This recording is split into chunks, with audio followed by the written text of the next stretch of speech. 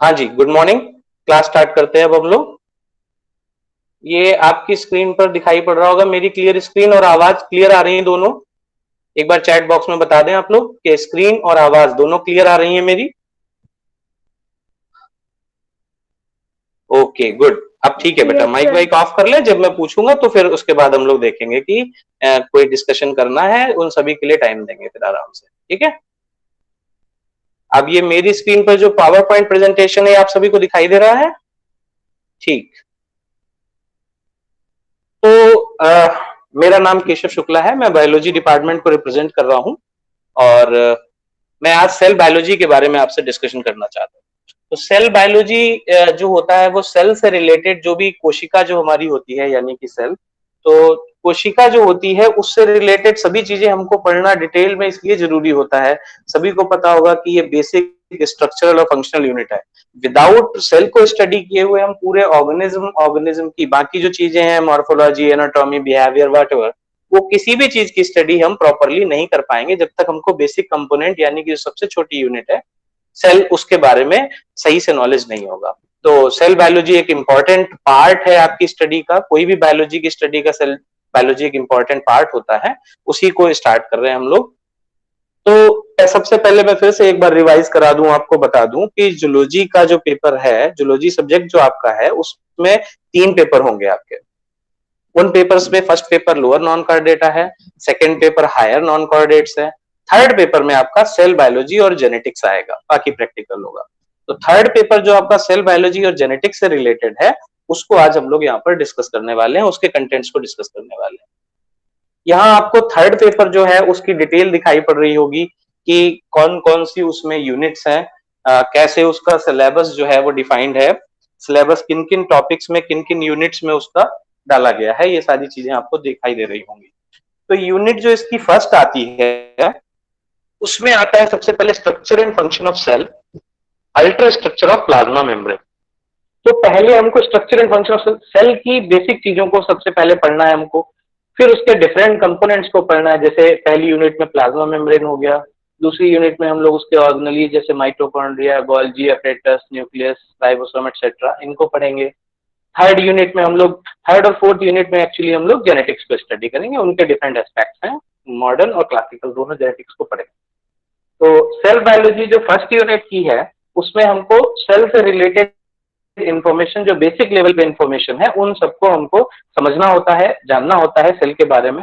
सभी लोगों ने देखो अच्छे से पढ़ रखा है, 9th से लेकर 12th तक आप सेल के बारे में सफिशिएंट स्टडी करते हैं। ये केवल एक जस्ट रीकैप है, एक थोड़ा सा रिकॉलिंग काइंड ऑफ है। फिर उसके बाद डिटेल में जो एक्स्ट्रा बात होती है ग्रेजुएशन लेवल पर, वो भी हम लोग करेंगे। तो सबसे पहली जो बात आती है, सबसे पहली बात आती है कि सेल की रिलेटेड डिस्कवरीज जो हुई है, जो इंपॉर्टेंट माइलस्टोन है कि कैसे क्या क्या चीजें किन किन इवेंट्स पे पता चली, क्या क्या, उन सबको हम लोग समझ लें एक बार। ठीक है। तो हिस्टोरिक इवेंट्स में जो सबसे पहला एक बहुत माइलस्टोन है वो है रॉबर्ट हुक।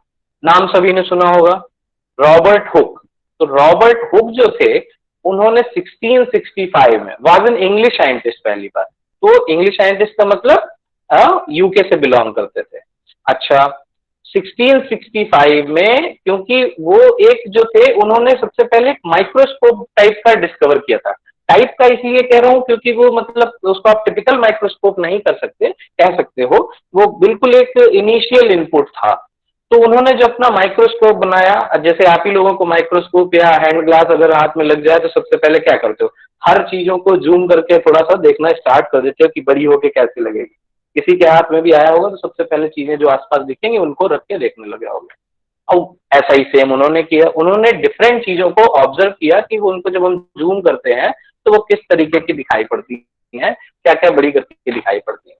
तो जो एक इम्पॉर्टेंट उनका जो वो था, जिससे उनको एक रिकॉग्निशन मिली, उन्होंने कॉर्क कॉर्क सेल्स जो थी, कॉर्क आपको पता होगा, कॉर्क सेल्स होती हैं डेड सेल्स इन प्लांट्स, जो उसकी जो लेयर बनाती हैं, एक्सटर्नल प्रोटेक्टिव लेयर बनाती हैं, वो कॉर्क सेल्स होती हैं। तो कॉर्क सेल्स को, शिवापाल बेटा बंद करो, ये क्लास में देखो जो डिस्टर्ब करेगा उसको फिर मैं बेटा बाहर कर दूंगा और फिर ऐड भी नहीं दोबारा करेंगे हम लोग। डिस्टर्ब बिल्कुल मत करिए। नहीं चलाना आता है पहले सीख लीजिए, उसके बाद में उसको ज्वाइन करिए। तो रॉबर्ट हुक इंग्लिश साइंटिस्ट थे, 1665 में माइक्रोस्कोप अपना बनाया। माइक्रोस्कोप से सभी चीजों को ऑब्जर्व करने का एक उनका पैटर्न जो था, उसमें उन्होंने कॉर्क सेल्स जो थी, जो हार्डवुड की कॉर्क पार्ट होता है, उन सेल्स का एक स्लाइस लिया और उस स्लाइस को स्टडी किया। उन्होंने उसका सेक्शन काटा, पतला सा सेक्शन, जानते हैं सभी लोग, एक पतली चिप जैसी एक सेक्शन काटा और उस सेक्शन को फिर अपने बनाए हुए माइक्रोस्कोप में देखा। तो उन्होंने, ये नीचे लाइन सबसे लिखी हुई है, he describe cells as little boxes की तौर पे। सेल उन्होंने नाम क्यों दिया, कैसे दिया? तो सेल वर्ड जो आया है वो आया है लैटिन टर्म सेला से। सेला का मतलब होता है, सेला जो होता है उसका मतलब होता है लिटिल बॉक्सेस, छोटे छोटे रूम्स, लिटिल रूम्स, छोटी छोटी जगहें। तो लिटिल रूम्स और जगह ये कहां से आता है? सेला का एक्चुअली जो मतलब होता था वो होता था कि जैसे हमारे यहाँ हिंदू माइथोलॉजी में या हिंदू रिलीजन के अकॉर्डिंग हमारे यहाँ आश्रम होते हैं, छोटे छोटे आश्रम बना के लोग रहते हैं, ऐसे ही क्रिश्चियन उसमें मोनेस्ट्रीज होती थी और उनमें छोटे छोटे जो वो बनाए जाते थे रहने के लिए, कमरे टाइप के आप कह सकते हो, वो उनके रहने के लिए बनाए जाते थे, उन लोगों के जो भी रिलीजियस रिलेटेड उनके लोग रहते थे। तो वहां पर जो लोग रहते थे वो कमरे जो थे छोटे छोटे, दूर से देखो तो लिटिल रूम्स जैसा एक बढ़िया एक पैटर्न जैसा दिखाई पड़ता था, एक हनी कॉम जैसा भी नाम आता है कई बार, तो ऐसा कॉम जैसा छोटे छोटे बॉक्सेस जैसे दिखाई पड़ते थे। तो उसी को ऑब्जर्व करके वहीं से वो नेम सेला वाला, या बाद में जो इंग्लिश में सेल हो गया, तो ये नाम वो वहां से ड्रैग करके लाए। हर चीज के पीछे एक स्टोरी होती है, तो ये मतलब वहां से इसको खींच करके लाया नाम। ये है उनका रियल ऑब्जर्वेशन कि कॉर्क सेल्स जो थी वो इस तरीके की उनको दिखाई पड़ी। ये एक माइक्रोस्कोप का पिक्चर है और मैं अपने स्लाइड्स में बहुत सारे रियल पिक्चर्स और जो मॉडल डायग्राम यानी जो आप किताबों में देखते हैं और जो वास्तविकता में होते हैं, दोनों को कंपेयर करने दिखाने की कोशिश करूंगा। तो रॉबर्ट हुक ने जो ये सेल ऑब्जर्व की थी वो कुछ इस तरीके की थी, जो मतलब टिश्यू जो अपना ऑब्जर्व किया, बहुत तो जूम नहीं कर पाए, तो जितना जूम कर पाए वो इस तरीके का दिख रहा था उनको। तो कॉर्क सेल्स ये देख रहे हो, इसमें सेकंड वाले में बॉक्सेस जैसे केवल दिखाई पड़ रहा है। अच्छा, यहाँ क्वेश्चन देखो नीचे एक राइज होता है कि cork cells were empty, why? Cork cells empty क्यों दिखाई दी? तो जैसा मैंने पहले ही बताया कि कॉर्क सेल्स डेड होती हैं तो कोई उसमें लिविंग मटेरियल जैसा तो खास होता नहीं है, इसलिए इनको ये बॉक्सेस जैसे दिखाई पड़ा। इसीलिए वो ये भी समझे कि मतलब ये ऐसे ही होते होंगे स्ट्रक्चर, ये जनरली जो कंस्टिट्यूएंट्स होते होंगे वो इसी तरीके के होते होंगे, तो इसीलिए उनके दिमाग में जनरल कॉन्सेप्ट लिया कि लिटिल रूम्स जैसा कोई स्ट्रक्चर इनका बेसिक कंपोनेंट होता है। अच्छा, सेकेंड इंप्रूवमेंट, पहला बात तो रॉबर्ट हुक का जो कुछ कंट्रीब्यूशन हुआ, यानी बेसिक आइडिया जो सेल का फर्स्ट एवर आइडिया था वो उन्होंने दिया। उसके बाद आती है, या कहो कि ये भी कह देते हैं कई बार कि फर्स्ट डेड सेल जो ऑब्जर्व की वो रॉबर्ट हुक ने ऑब्जर्व की। उसके बाद सेकेंड जो नाम आता है वो आता है एंटन वन लीवेनहॉक का। एंटन वन लीवेनहॉक जो थे ये एक डच ट्रेडर थे एक्चुअली, और नेचुरल साइंस में उनका थोड़ा सा इंटरेस्ट था। तो इनको क्रेडिट जाता है, सेकंड लाइन आप देख रहे हो, कि he was the first person to observe living cells. सबसे पहले ये आदमी थे जिन्होंने लिविंग सेल्स को ऑब्जर्व किया। वो तो कॉर्क तो डेड सेल्स थी, ये लिविंग सेल को ऑब्जर्व करने वाले पहले आदमी थे।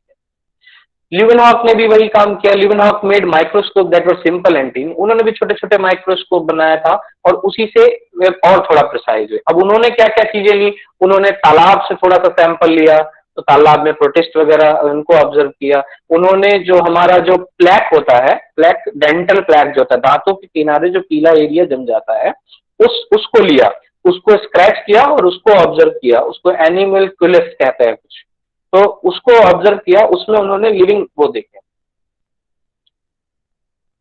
उसमें उन्होंने लिविंग पार्ट, लिविंग ऑर्गेनिज्म को देखा।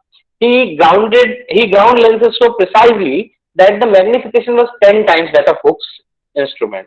तो हुक का तो कुछ ही टाइम्स बड़ा दिखाता था और हुक से बहुत ज्यादा इंप्रूव्ड इनका था, और ये उससे भी 10 गुना ज्यादा ये क्लियरली देख सकते थे। इन्होंने लेंसेज को इतने अच्छे तरीके से सेट किया कि हुक वाला जो इंस्ट्रूमेंट से जितना हमको दिखाई पड़ता था जूम करके, उससे 10 टाइम्स और ज्यादा ये अचीव कर पाए, इसलिए ये और भी बड़े लेवल पे चीजों को देख पाए। ये एक उनके ऑब्जर्वेशन का एक आइडिया है। जैसे स्पाइरोगायरा का नाम सुना होगा आपने, तो स्पाइरोगायरा आता है, वर्टिसेला आता है, इन सबको ऑब्जर्व उन्होंने पहली बार अपने उसमें किया, इन कई चीजों को ऑब्जर्व किया। Leeuwenhoek call them animalcules. Animalcules भी इसको नाम उन्होंने इसलिए दिया था क्योंकि मूविंग थे, लिविंग थे, तो लिविंग वाले को हम लोग तब के कॉन्सेप्ट में ये था कि लिविंग वाले को एनिमल थिंग चीजें कह देते थे और जो डेड वाला पार्ट था वो अलग हो जाता था, तो जो लिविंग और उस तरीके का दिखा इसीलिए उसका नाम।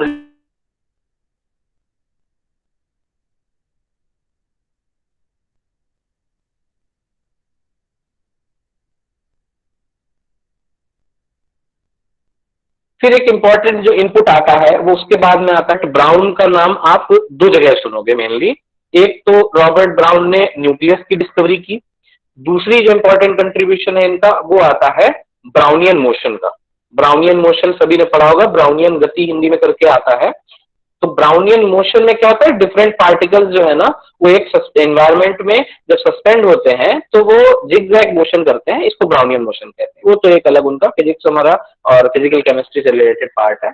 अच्छा, इस वाले में जो बायोलॉजी में इनका कंट्रीब्यूशन है वो है कि इन्होंने न्यूक्लियस को डिस्कवर किया था।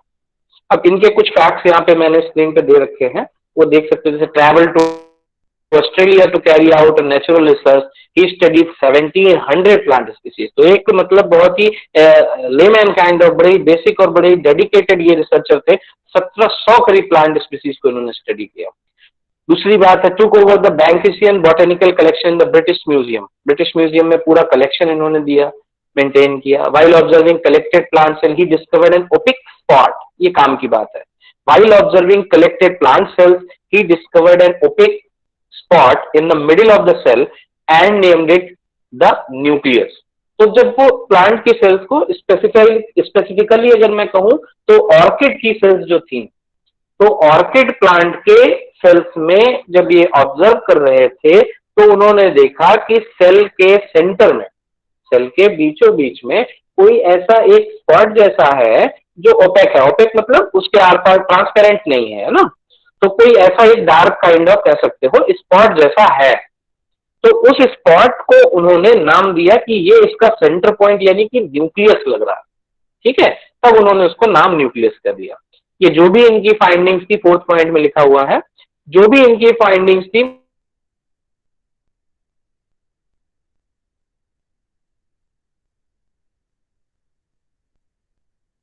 1833 में एक्चुअली लीनियन सोसाइटी पेपर में इन्होंने अपना पद में अगर हम देखें तो एक इंपॉर्टेंट कंट्रीब्यूशन आता है। डिजार्डिन नाम सुना होगा आपने, डिजार्डिन नाम से ज्यादातर लिखा रहता है, पूरा नाम है इनका फेलिक्स डिजार्डिन। फ्रेंच बायोलॉजिस्ट थे ये।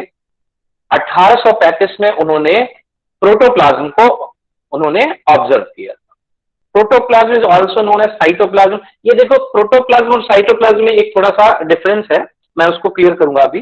तो प्रोटोप्लाज्म और साइटोप्लाज्म में क्या डिफरेंस होता है कि प्रोटोप्लाज्म जो होता है within the cell membrane, cell membrane जो बाहरी है, जो कोशिका आपकी है, कोशिका झिल्ली, कोशिका भित्ति, उसके अंदर जो भी मटेरियल है, जो भी मटेरियल का मतलब जो भी सस्पेंडेड जो लिक्विड भरा हुआ है, यानी कि साइटोप्लाज्म और न्यूक्लियस दोनों, साइटोप्लाज्म और न्यूक्लियस दोनों को मिला करके हम प्रोटोप्लाज्म कहते हैं। या सिंपल एक लाइन में कहोगे तो all the living material inside a cell, all the living material inside a cell can be considered protoplasm।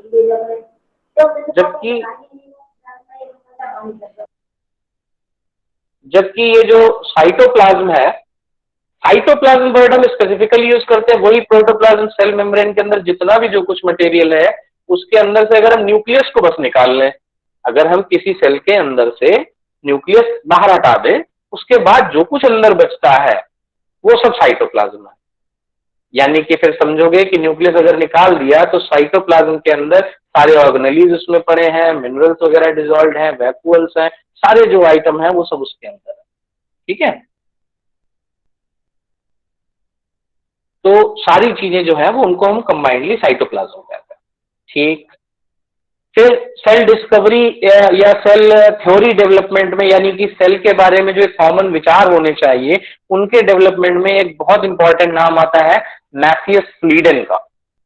Matheus फ्लीडन Germany के एक बॉटनिस्ट थे, ध्यान रखना ये इंपॉर्टेंट है, बॉटनिस्ट थे ये, यानी ये बॉटनी या वनस्पति विज्ञान के प्रोफेसर थे, रिसर्चर थे। 1838 में उन्होंने ये हाइपोथेसिस दिया, हाइपोथेसिस मींस अवधारणा, हाइपोथेसिस दिया कि जितनी भी प्लांट्स होते हैं, जो भी प्लांट्स होते हैं वो सारे इन्हीं सेल्स से बने होते हैं। ये इनका एक इंपॉर्टेंट कंट्रीब्यूशन था कि प्लांट्स की सबसे छोटी यूनिट जो होती है वो सेल ही होती है। अच्छा, इसके बाद थियोडोर स्वान, एक साल बाद 1839 में, ये जर्मन बायोलॉजिस्ट थे, कुछ लोगों पे कुछ जगह लिखा होगा जर्मन जूलॉजिस्ट थे एक्चुअली।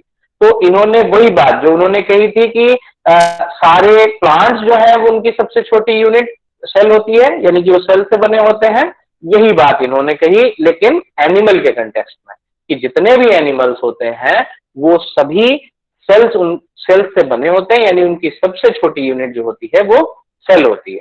तो थियोडोर स्वान जो थे उनको जूलॉजिस्ट कंसीडर करते हैं, जबकि जो हमारे मैथियस स्लीडन थे उनको हम बॉटनिस्ट कंसीडर करते हैं। तो जूलॉजिस्ट एक बॉटनिस्ट, 1838 में बॉटनिस्ट, 1839 में जूलॉजिस्ट, दोनों लोगों ने मिलाकर के सबसे पहली बार में सेल थ्योरी को बेस दिया।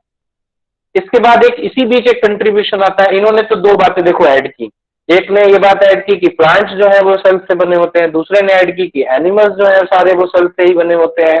तीसरी इंपॉर्टेंट बात एक रुडोल्फ विर्चो ने ऐड की 1855 में, ये जर्मन पैथोलॉजिस्ट थे, और इन्होंने कहा कि he propose that cells reproduce to form new cell, यानी कि cells arise from pre existing cells only. एक जो सेल है वो केवल केवल एक कोई जो पहले से मौजूद सेल है उसी से प्रोड्यूस हो सकती है। यानी आज हम कोई अगर सेल देख रहे हैं वही रिप्रोड्यूस करके डिवाइड वाइड करके और तब जाकर के किसी नई सेल को बनाएगी। ऐसे ही हवा से कोई सेल नहीं बन जाती, पहले से जो मौजूद सेल होगी उसी के डिवीजन के बाद ही कोई नई सेल बन पाएगी। ओमनिस सेल्यूला सेल्यूला, इनका ओमनिस सेल्यूलिए सेल्यूला, इनका इंपॉर्टेंट जो फ्रेज है जो उसको आप लोगों ने सुना होगा, तो उसका उसका जो लिटरल मीन, जो इंग्लिश मीन आता है, नॉर्मल मीन जो हमारा आता है, वो यही है कि the cells always arises from the pre existing cells, जो पहले से सेल्स मौजूद हैं उन्हीं से ही केवल नई सेल्स बनती हैं। ये रुडोल्फ विर्चो का कंट्रीब्यूशन था। तो जो सेल थ्योरी, इन सभी लोगों की बातें जितनी भी डिस्कवरीज हुई पुरानी, इन सबको मिला करके एक जो सेल थ्योरी बनाई जाती है कि भाई सेल, किसी सेल के बारे में हम असल में पक्की पक्की क्या क्या बातें कह सकते हैं, this is called cell theory. From the work of all this scientist, three tenets of the cell theory were developed. तीन मेन बातें, तीन मेन पॉस्टुलेट्स जो निकल के आते हैं। एक जो सबसे पहली सबसे इंपॉर्टेंट बात निकल के आती है, all living things are composed of cell. जितनी भी लिविंग थिंग्स हैं, प्लांट, बैक्टीरिया, जो भी लिविंग थिंग्स हैं, एनिमल्स, सभी की बेसिक यूनिट सेल है, सभी सेल से ही मिलकर के बने हुए। तो पहली सबसे इंपॉर्टेंट बात ये एज अ थ्योरी आती है। दूसरा जो टेनेंट आता है इनका वो है, cells are the basic units of structure and function of living things. तो कोई भी सेल्स होगी, कोई भी ऑर्गेनिज्म होगा, उसकी जो सबसे स्ट्रक्चरल यूनिट होगी, यानी कि स्ट्रक्चरल का मतलब हो गया उसका मैन्युफैक्चरिंग वाली, उसका उसका स्ट्रक्चर मेंटेन करने वाली, वो सबसे छोटी यूनिट जो होगी वो हमारी सेल ही होगी। यानी अगर स्ट्रक्चर वाइज आप उसको छोटा करते जाओ, छोटा करते जाओ, तो किसी ऑर्गेनिज्म में हमको लास्टली क्या मिलेगा, सेल मिलेगा। ऐसे ही फंक्शनल यूनिट जो सबसे छोटी होगी वो भी सेल ही होती है।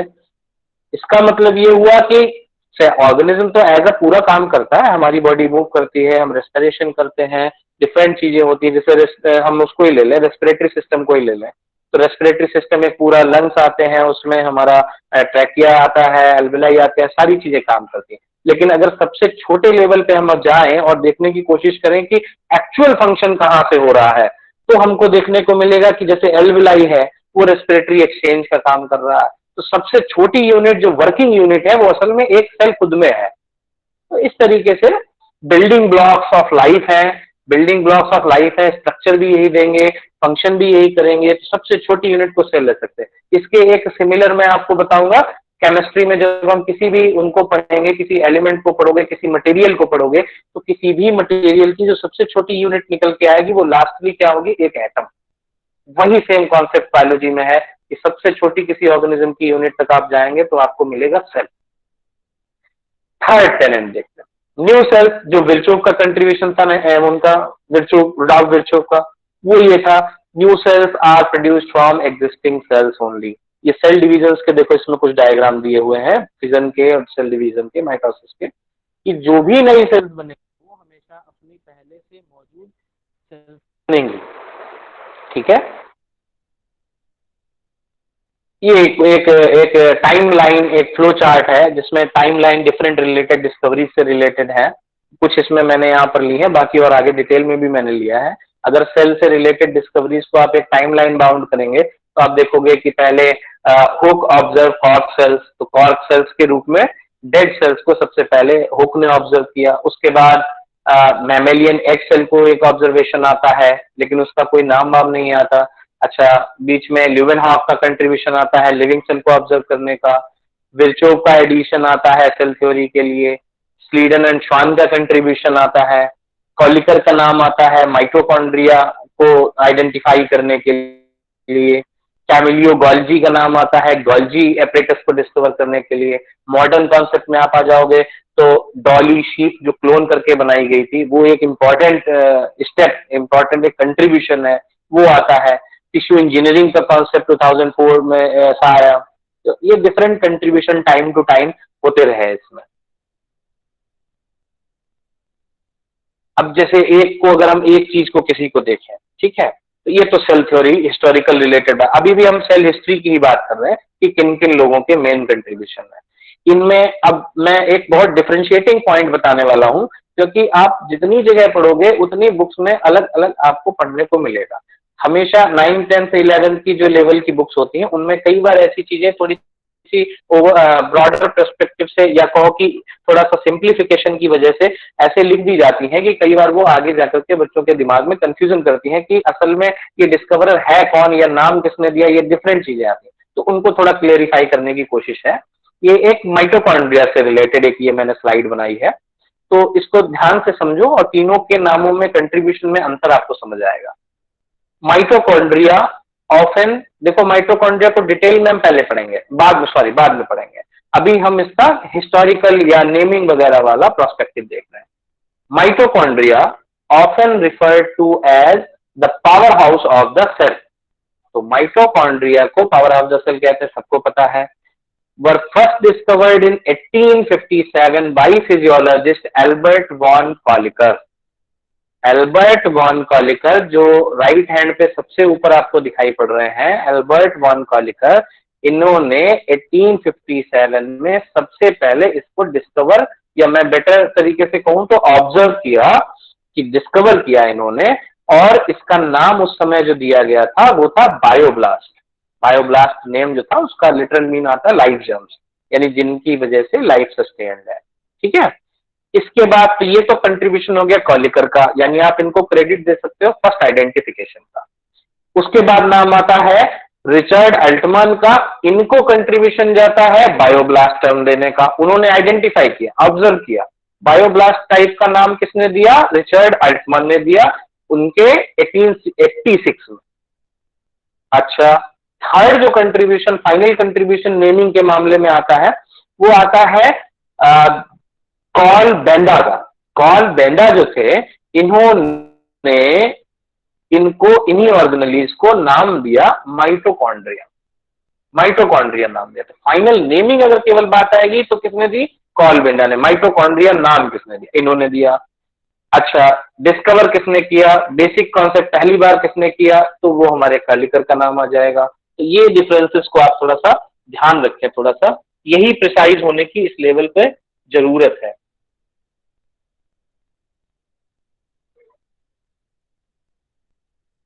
और नाम आते हैं कई इन डिस्कवरीज में। एक नाम इसमें इंपॉर्टेंट जो है तो पुराना, बीच का ही था, बीच के ईयर्स में था, 1840 का, जॉनस परकिंजे।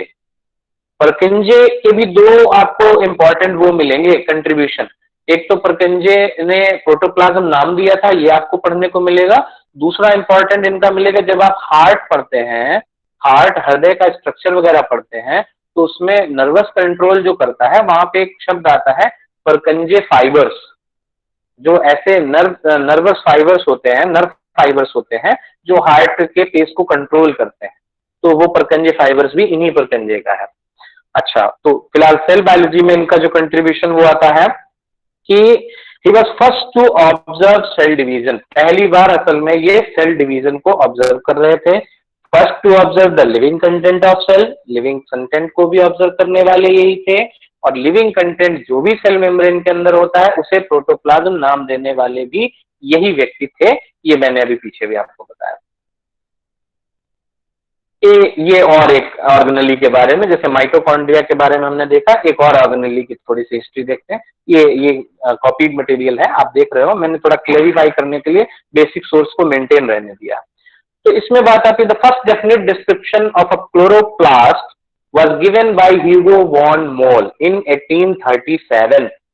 तो ग्रीन प्लांट सेल्स में, यानी कि जो ग्रीन प्लांट्स हैं उनकी सेल्स के अंदर एक डिस्क्रीट बॉडी, एक अलग से एक छोटा सा बॉडी ऑब्जर्व किया गया, जिसको नाम दिया गया, जिसको रिकॉग्नाइज किया ह्यूगो वॉन मॉल ने 1837 में। इसको रिकॉग्नाइज किया गया, एक अलग से एक पार्टिकल, एक बॉडी है, ग्रीन प्लांट सेल्स में ही मिलती है ये, ठीक है।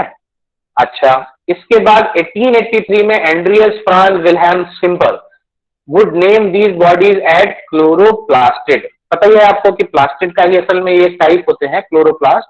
इसके अदर टाइप आपको पता होंगे, क्रोमोप्लास्ट, ल्यूकोप्लास्ट होते हैं, वो बात की बात है, हम डिटेल में प्लास्टिड्स में बात करेंगे। तो प्लास्टिड का ही, क्योंकि ये क्लोरोप्लास्ट एक टाइप है जिनमें क्लोरोफिल पिगमेंट मिलता है, इसी बेस पे उन्होंने नाम दिया क्लोरोप्लास्टिड्स।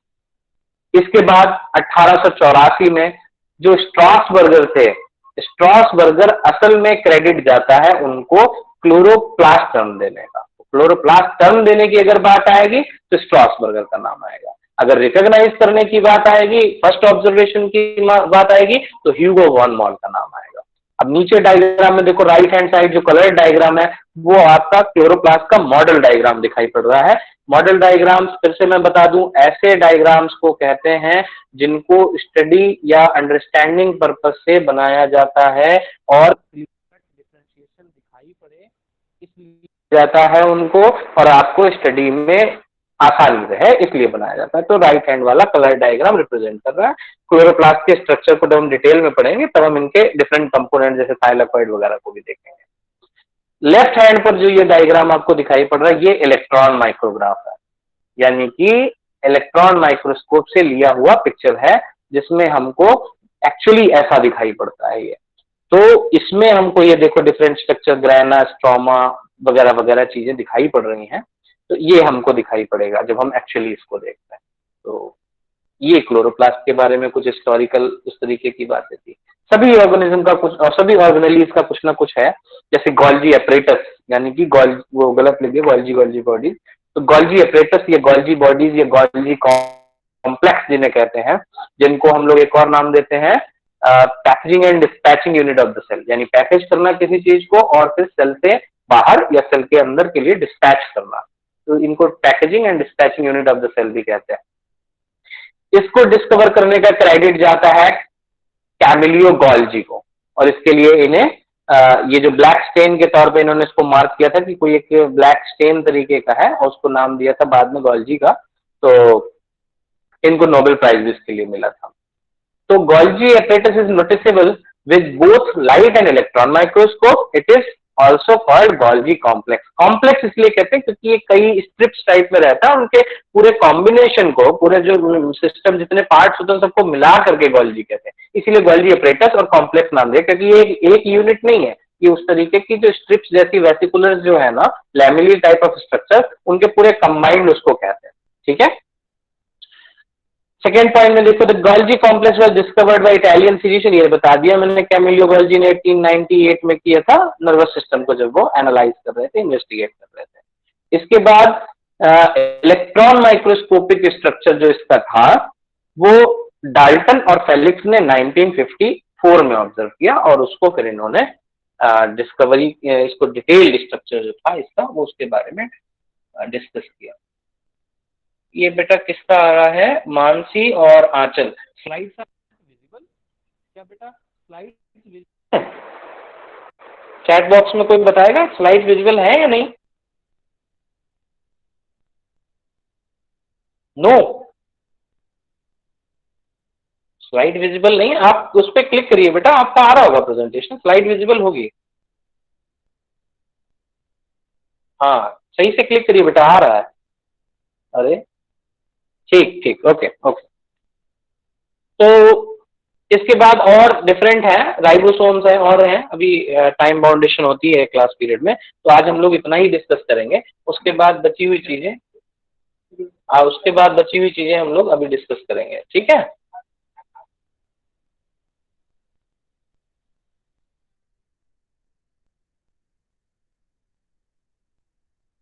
अब मुझे कोई भी बच्चा माइक ऑन करके बेटा आराम से बता सकते हो कि क्या चीजें जो है आपकी क्या चीजें आपको समझ आई हैं, क्या नहीं आई हैं, कुछ पूछना है इससे रिलेटेड, तो 2 4 5 मिनट का हम लोग ये देख सकते हैं, ऑब्जर्व कर सकते हैं, कोई ऐसी बात।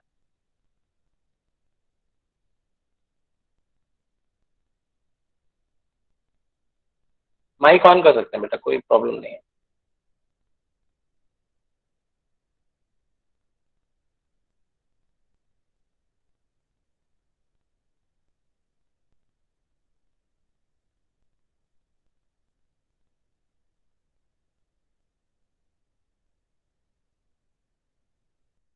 हेलो, आवाज आ रही है मेरी बेटा? कोई भी किसी को अभी कुछ पूछना होगा ना बेटा, तो फिर आराम से वो अपना मुझसे पूछ सकते हैं, बता सकते हैं, कोई प्रॉब्लम नहीं है।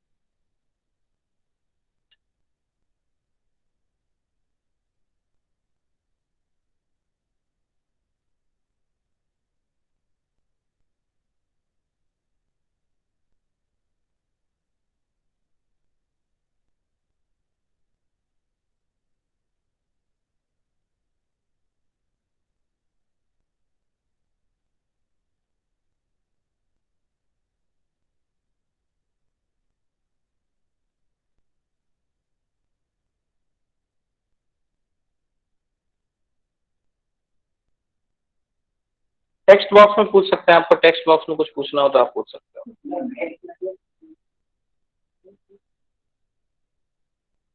टेक्स्ट बॉक्स में आपको कुछ पूछना हो बेटा, जिसको कुछ भी पूछना लग रहा हो वो अपना पूछ सकता है।